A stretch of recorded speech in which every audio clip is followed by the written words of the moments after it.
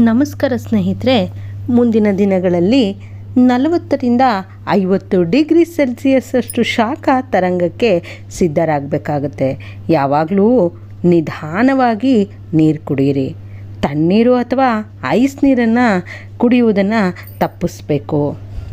ಪ್ರಸ್ತುತವಾಗಿ Malaysia, Indonesia, Singapore ಮತ್ತು ಇತರ ದೇಶಗಳು ಶಾಖದ ಅಲೆಯನ್ನು ಈಗಾಗಲೇ ಅನುಭವಿಸ್ತಾವಿದೆ. ಹಾಗಾದರೆ ಏನು ಮಾಡಬೇಕು ಈ ಬಿಸಿಲಿನ ತಾಪವನ್ನು ಕಡಿಮೆ ಮಾಡಿಕೊಳ್ಳಲಿಕ್ಕೆ ಮತ್ತು ಅದನ್ನು ಹೇಗೆ ಏನು ಮಾಡಬಾರ್ದು ಅನ್ನುವಂಥದ್ದನ್ನು ಕುರಿತು ಈ ಒಂದು ವಿಡಿಯೋದಲ್ಲಿ ನೋಡ್ತಾ ಹೋಗೋಣ. ಉಷ್ಣತೆ 40 ಡಿಗ್ರಿ ಸೆಲ್ಸಿಯಸ್ ತಲುಪಿದಾಗ ತುಂಬ ತಣ್ಣನೆಯ ನೀರನ್ನು ಕುಡಿಬೇಡಿ ಎಂದು ವೈದ್ಯರು ಸಲಹೆ ನೀಡ್ತಾರೆ. ಏಕೆಂದರೆ ನಮ್ಮ ಸಣ್ಣ ರಕ್ತನಾಳಗಳು ಸಿಡಿಯಬಹುದು. ವೈದ್ಯರ ಸ್ನೇಹಿತರೊಬ್ಬರು ತುಂಬ ಬಿಸಿಯಾಗಿ ಮನೆಗೆ ಬಂದರು ಎಂದು ವರದಿಯಾಗಿದೆ. ಅವರು ತುಂಬ ಬೆವರ್ತಾ ಇದ್ದರು ಮತ್ತು ಬೇಗನೆ ತಣ್ಣಗಾಗಲು ಅವರು ಬಯಸ್ತಾ ಇದ್ದರು. ತಕ್ಷಣ ತಣ್ಣೀರಿನಿಂದ ಪಾದ ತೊಳೆದ ಏಕಾಏಕಿ ಕುಸಿದು ಬಿದ್ದ ಅವರನ್ನು ಆಸ್ಪತ್ರೆಗೆ ಸಾಗಿಸಲಾಗುತ್ತೆ.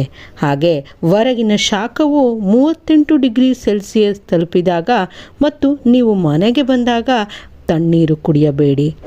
ಬೆಚ್ಚಗಿನ ನೀರನ್ನು ಮಾತ್ರ ನಿಧಾನವಾಗಿ ಕುಡಿಯಿರಿ.